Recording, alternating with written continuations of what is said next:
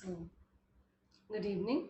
Today I'm with another topic, non-verbal communication.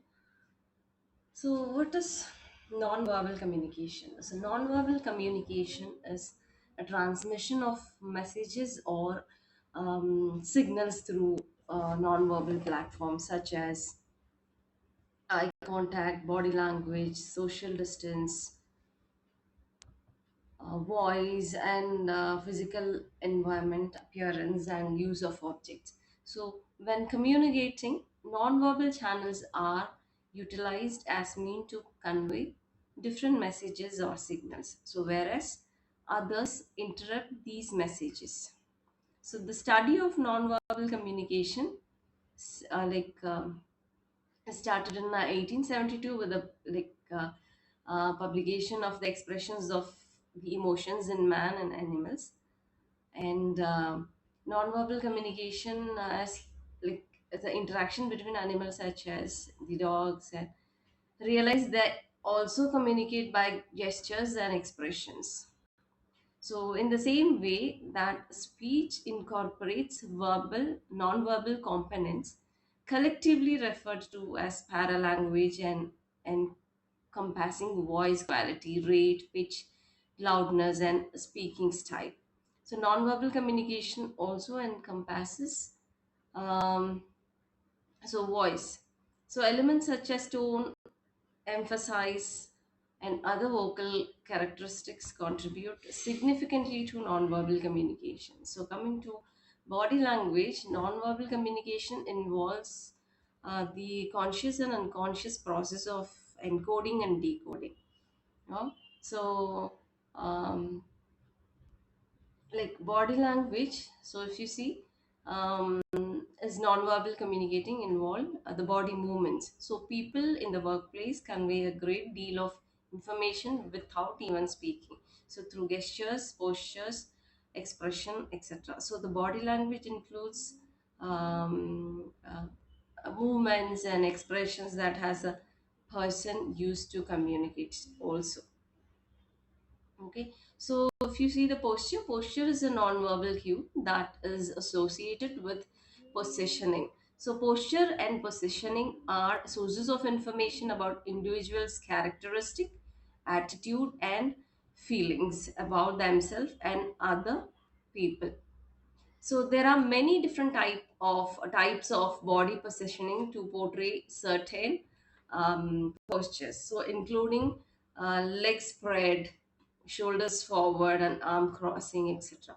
So the posture or bodily stance, an individual exhibits communicating a variety of messages.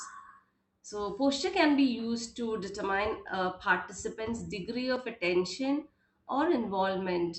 So, the difference in status between communicator and the level of fondness a person has for the other communicator, depending on body openness. It can also be effectively used as a way for an individual to convey a desire or to increase, limit, avoid interaction with another person.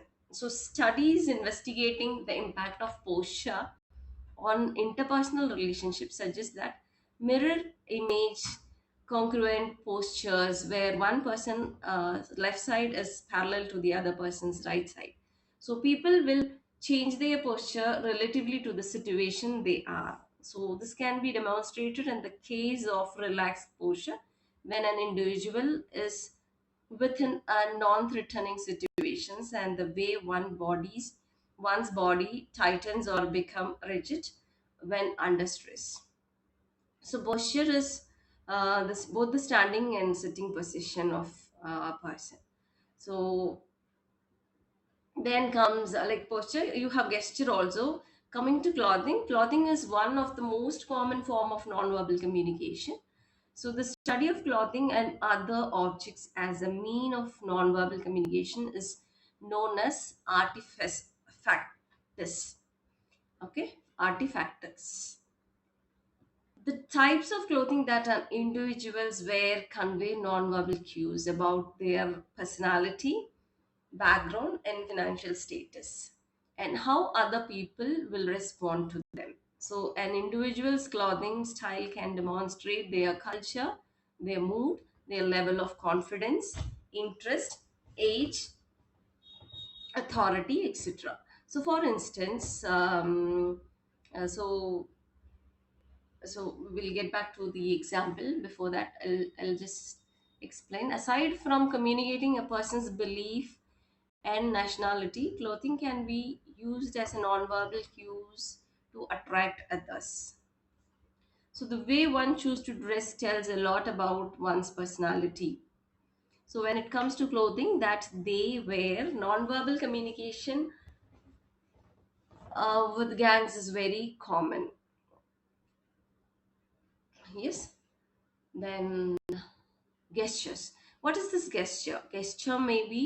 Um, gesture may be made by hands, so arms or body, and also include movements of the head, face, eyes, such as winking, nodding, rolling eyes, etc. So the study of gesture is still in its infancy. Some broad categories of gestures have been identified by researchers. So the most familiar are the so-called emblems or quotable gestures. So gesture can also be categorized as either speech independent or speech related. So gesture are not just for the audience but also helps the speaker elaborate their thought and process their ideas more fluently.